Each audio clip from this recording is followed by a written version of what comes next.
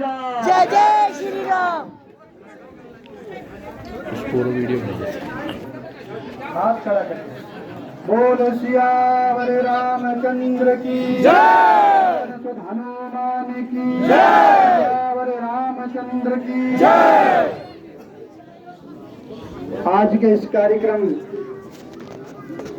जोधपुर की पावन धरती और भगवान रामचंद्र जी की ये मंदिर कमेटी और अन्य संगठनों से आए हुए वरिष्ठ अधिकारीगण,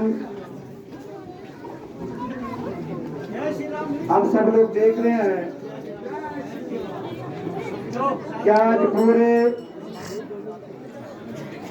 भारतवर्ष में नहीं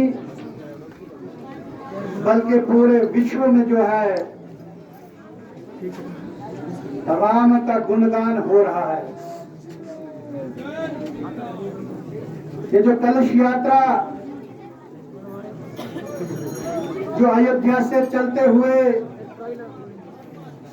इस भारत के प्रत्येक प्रांतों से होते हुए विभाग, जिला, खंड, मंडल और गांव तक जो आ रही है, इसके पीछे बहुत बड़ा एक बलिदानियों का इतिहास है। आप सब लोग जानते हैं कि 1528 ईस्वी में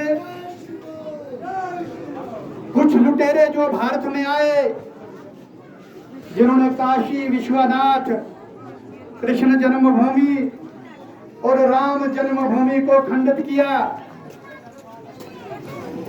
इस पूरे काल में भगवान श्री राम के मंदिर को 3 बार तोड़ा गया, लेकिन संघर्ष राम भक्तों का लगातार रहा। 1528 ईस्वी से लेकर लगातार 76 बार जो है हम लोगों ने संघर्ष किया और 76वां संघर्ष 6 दिसंबर 1992 को हुआ, जिसमें कार सेवकों पे गोलियां चली और जो इस हिंदू समाज पर जो कलंक लगा हुआ था उसे पूरे तरीके से राम भक्तों ने अपना बलिदान देकर समाप्त किया। और उसके बाद ये विषय जो है कोर्ट में चला गया। सभी लोग न्यूज के माध्यम से देखते होंगे, अनेक प्रकारों की बातें हुई। भारत में कुछ ऐसे लोग थे जिन्होंने भगवान राम को काल्पनिक और राम सेतु को काल्पनिक कहने का प्रयास किया, लेकिन 9 नवंबर 2019 को उच्चतम न्यायालय में फैसला जो है हिंदू समाज और रामलला के पक्ष में आया और 2.77 एकड़ जमीन जो है वो रामलला, राम जन्मभूमि को देने का फैसला किया। और उसके बाद आपने देखा कि 5 अगस्त 2020 को भूमि पूजन हुआ, जिसमें इस भारत के यशस्वी प्रधानमंत्री नरेंद्र मोदी जी रहे। उसके बाद विचार आया कि भव्य मंदिर का निर्माण कैसे हो। हमारे भारतवर्ष में बहुत ऐसे लोग थे जिनके पास इतना धन है कि केवल एक ही व्यक्ति जो है इस मंदिर का निर्माण कर सकता था, लेकिन संत समाज ने मना किया। उन्होंने कहा कि 500 साल से जिस संघर्ष को हम लड़ते रहे, 4 लाख लोगों ने बलिदान दिया, बार बार जिस समाज के पास हम कभी शिला पूजन के रूप में गए, कभी आप सब लोगों को ध्यान में होगा कि 1.25 रुपए के रूप में भी हमने जो उस मंदिर के निर्माण के लिए जो है योगदान किया। तो संत समाज ने कहा कि जिस आम समाज ने इस पूरे रामलला की भूमि को पाने के लिए संघर्ष किया है, ये मंदिर भी समाज के प्रति एक योगदान से होगा। और ये निर्णय लिया गया इस भारत के प्रत्येक हिंदू घर तक जाया जाएगा और जिस प्रकार से जो योगदान देगा उस सारे योगदान से इस मंदिर का निर्माण होगा। तो आपने देखा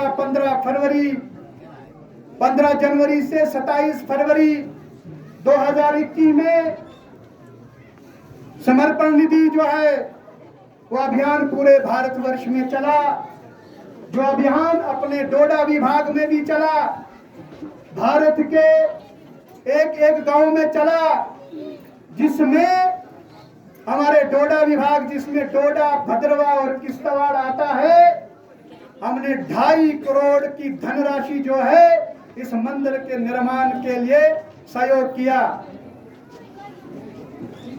और मंदिर जो है उसका निर्माण चल रहा था।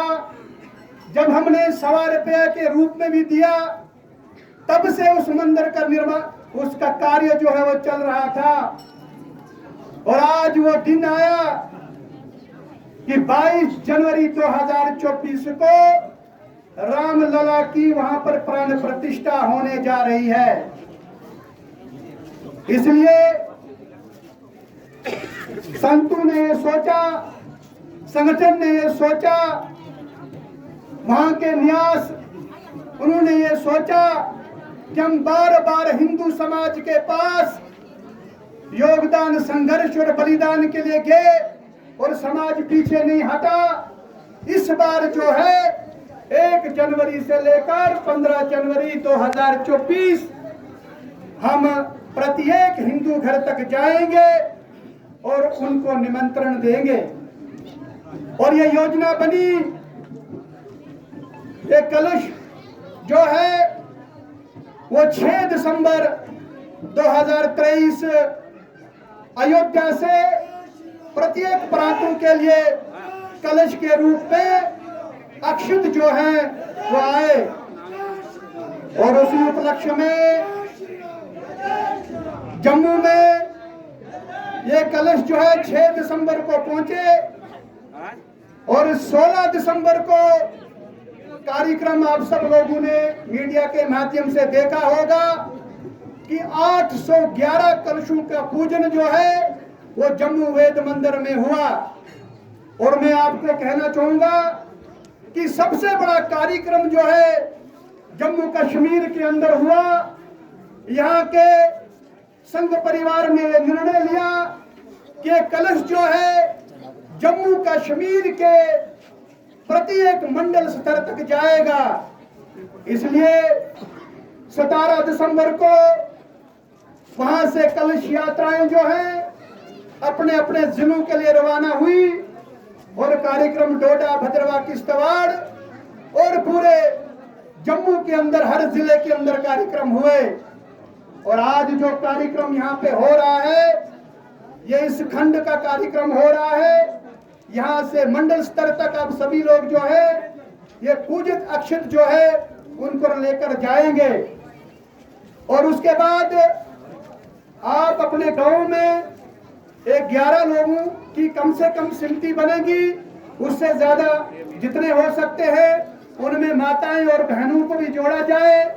और 1 दिसंबर को, 1 जनवरी को जो अभियान चलने वाला है, हमने उस दिन सुबह भगवान राम की अनेक तरीके से, चाहे वो भजन करते हुए, चाहे वो कैसे भी, वो जो समिति का गठन हुआ होगा वो प्रत्येक हिंदू के घर तक जाएंगे।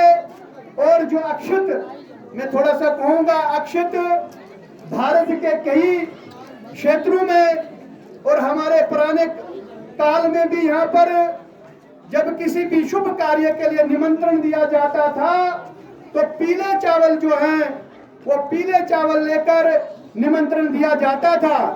और इसी प्राचीन प्रथा को चलाते हुए ये निर्णय लिया संत समाज ने कि उसी तरीके से निमंत्रण जो है वो प्रत्येक हिंदू समाज के घर को दिया जाएगा। इसमें पीले चावल हैं। जब ये पीले चावल अक्षत जो है ये खंडित अक्षत नहीं है, पूरा चावल का दाना जो है इसमें है।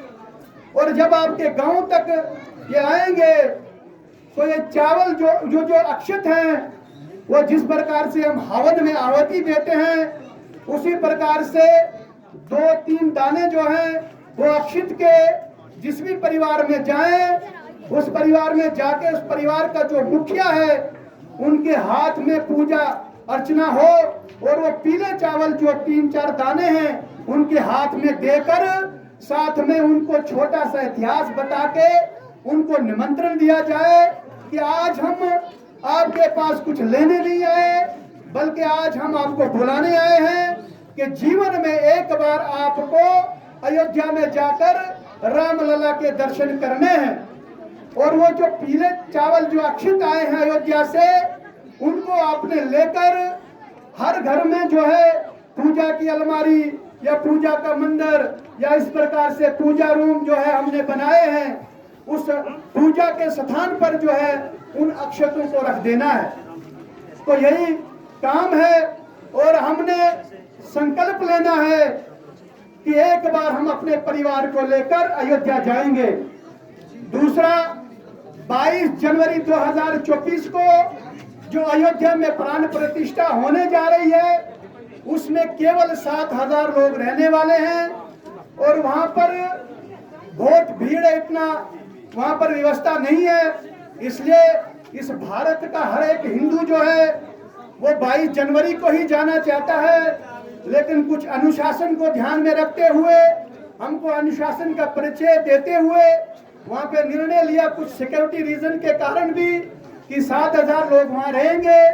और वहां पे जो उस दिन का कार्यक्रम होगा, उस कार्यक्रम में माननीय प्रधानमंत्री जी और योगी जी वहां के मुख्यमंत्री जी और राष्ट्रीय स्वयंसेवक संघ के माननीय सरसंघ चालक जी भी उस कार्यक्रम में रहने वाले हैं। और वो कार्यक्रम जो है 22 जनवरी को 11 बजे से 3 बजे तक चलने वाला है। इसलिए हम सब लोगों को उत्साह तो है, लेकिन हम एक काम कर सकते हैं उस दिन, कि उस दिन इस भारत का प्रत्येक मंदिर जो है उसको अयोध्या बनाना है। और 11 बजे हम अपने गांव, अपने मोहल्ले, अपने नगर में जहां पर भी मंदिर है, वहां पर हम जो है डायरेक्ट लाइव जो है वहां से टेलीकास्ट देख सकते हैं। वो जो कार्यक्रम चल रहा है, आप अनेक तरीके से अपना कार्यक्रम रख सकते हैं स्थानीय मंदिर में। वहाँ सभी माताओं बहनें कीर्तन भजन करे, कोई हवन हो, कोई रामायण का पाठ हो, और वो जो लाइव जो प्रसारण है वो डायरेक्ट लोग देखें, वो और उस दिन प्रसाद बने और सभी लोगों में प्रसाद जो वितरण हो। और शाम को हम सब लोगों ने एक काम करना कि कम से कम जो है 5 दीपक जो है अपने घर में जिस तरीके से दिवाली मनाते वो करना, और ज्यादा से ज्यादा आप दिवाली के रूप में ये सारा काम कर सकते हो। यही कार्यक्रम जो है ये अयोध्या से आया है, पूरे प्रांत से होते हुए पूरे जिले, खंड और गांव तक होने वाला है। इसलिए 22 जनवरी जो है वो जीवन में कभी आने वाला नहीं है, ये एक ही बार आएगा। इसलिए 22 जनवरी को जीवन में पहली बार, दूसरी बार दिवाली होने वाली है, और उस दिन हम इस कार्यक्रम को बड़े उत्साह के साथ मनाएं। यही मैंने आप सब लोगों के सामने रखना था। और उस दिन जो है अपनी जो नई पीढ़ी है, नए युवा जो है, उन सबको प्रेरित करना है कि राम मंदिर जो है ये ऐसे नहीं बना, 4 लाख लोगों के बलिदान हुए, कितनी बार मां राम मंदिर को तोड़ा जाएगा। इसलिए युवाओं को प्रेरित करना है कि आज के बाद यदि राम मंदिर की ओर किसी की आंख उठेगी, उस आंख को निकाल दिया जाएगा। यदि किसी का हाथ उठेगा, उस हाथ को काट दिया जाएगा। ये प्रण हमको लेना है, क्योंकि युग युगांतर में हमारे इस संस्कृति पे आघात हुए हैं, और हम हमेशा शांति का पाठ पढ़ते रहे। इस जनसंपर्क के द्वारा इस भारत के प्रति एक युवाओं को हम प्रेरित करना चाहते हैं कि इस प्रकार से बार बार आघात न हो, और हम आगे जो है इसी तरीके से सतर्क रहें। यही बात मैंने आप सब लोगों के सामने रखनी थी। जय श्री राम, जय श्री राम।